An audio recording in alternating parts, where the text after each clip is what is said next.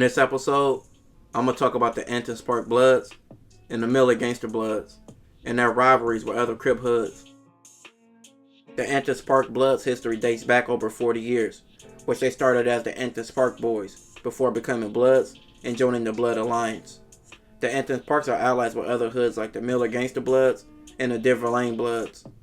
The Athen Sparks have several Crips rivals like the Raymond Ave Crips and the East Coast Crips, especially the 1180 East Coast Crips. The Miller Gangsta Bloods have a good relationship with the Athen Spark Bloods, making the Athens-Miller alliance. The Millers have been around for over 40 years as well. The Millers also beef with several nearby Crip hoods taking on the same rivals as their ally, the Athen Sparks. Now I'm going to go into some incidents involving them both. On March 11, 2000, an Athen Spark Blood named David was shot at by some pocket hood Compton Crips. He asked his homie Ron to help him get a few bangers, along with another Athen Spark member named Brian. They got some 4.5s and a 38. Then they drove to Wilmington Street in Compton. They would pull up on 132nd Street in Wilmington, where they would see a man named Thornell and a woman named Latoya. David would yell at a district Crips, then over 5 shots was fired at Thornell and Latoya. Thornell would lose his life, and Latoya was shot, but she survived. Witness provided a partial license plate and a description of the car. The next morning, police arrested David driving the car that matched the description of what was reported. David would confess to everything that happened and told the police where the bangers were hidden. Ron and David would be charged, and they both received life. July 2nd, 2005. Kenneth and Bernard stayed the night at Bernard's house with 2 women named Portia and Sasha. The next morning, July 3rd, Portia drove everyone to pick up her cousin Ronald. Ronald would be dressed in all blue, and he got in the back seat. Kenneth asked Ronald aggressively, where was he from? Ronald said East Coast. Kenneth told Ronald, this is Miller Gangsta Bloods. Ronald then told Kenneth and Bernard that he really didn't gangbang. Bernard then told Sasha, who was the driver, to pull up to an apartment complex in the Miller's turf. He told her he wanted to grab a hoodie. Bernard and Kenneth would both get out the car and go inside the apartment complex. They both would come out to the car a few minutes later with no hoodie. Bernard then told Sasha to drive to Portia's house. When they got to Portia's house, Bernard got out the car and told Ronald he had to run his fade. Ronald stayed in the car and refused. Kenneth pulled out a banger and put it to Ronald's head and told him, you're going to run a fade or else. Ronald got out the car and tried to run. Bernard and Kenneth chased after Ronald. They caught him and jumped him. Ronald didn't fight back and just took the whooping.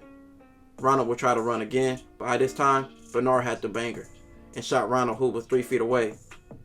He would get shot twice and he would fall. While she heard the shots, Portia jumped out the car and tried to take the banger away from Bernard. He pushed her away. During this altercation, Ronald managed to get up and run and hopped a nearby gate leading to a house. Kenneth would yell at Bernard and say, nah, let me get some of this, taking the banger and ran after Ronald.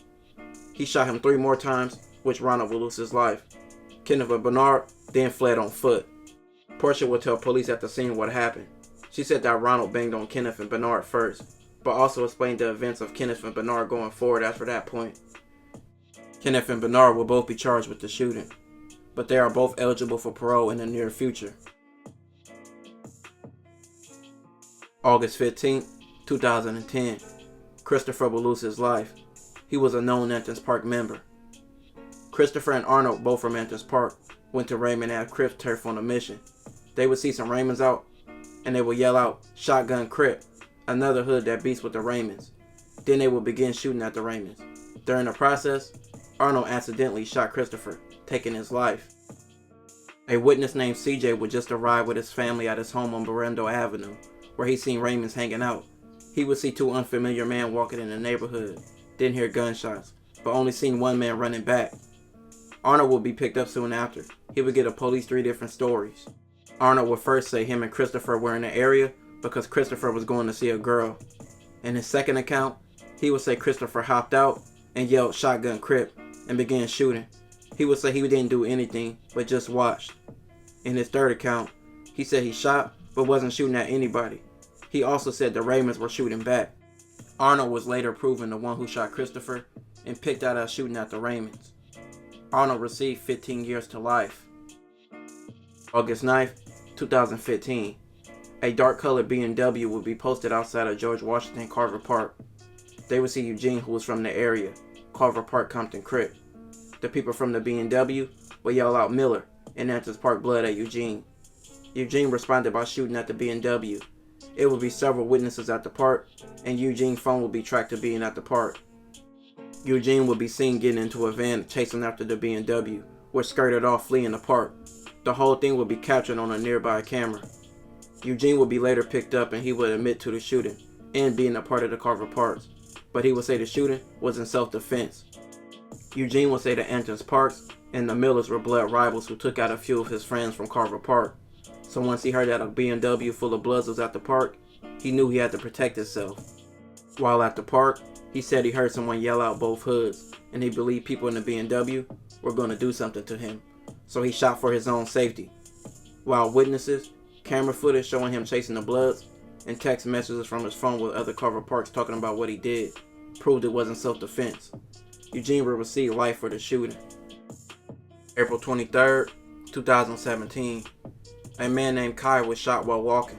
He was from Athens Park. He was shot near an apartment complex known for being ran by the Athens.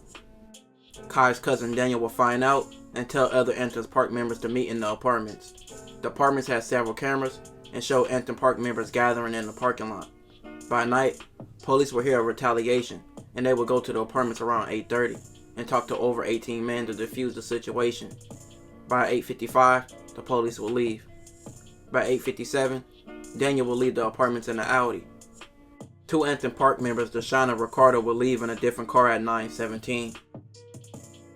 By 9:40, Deshaun and Ricardo will be with Daniel in the Audi. They would see two men, Aaron and Shakir, walking. Aaron was wearing a Yankees hat. Daniel will be driving the Audi, and Deshaun and Ricardo hopped out and started shooting at Aaron and Shakir. Both will lose their lives. The area had cameras, and the whole thing was caught on tape. By 9:47, the Audi was captured on camera arriving in the apartments. Daniel and Ricardo were later be picked up, and both admitted to the shooting, but both didn't want to snitch on anyone. Deshaun will later be arrested in Vegas after going on the run. He was caught because he was posting on social media about fleeing. During the trial, Deshaun will yell out, "Athens Park Bloods. Yeah, we did that. So what?" With all the camera footage from the apartments, even the actual shooting, Deshaun, Daniel, and Ricardo all received life. This will conclude this episode. If you haven't already, check out my previous videos. Don't forget to like, comment, and subscribe.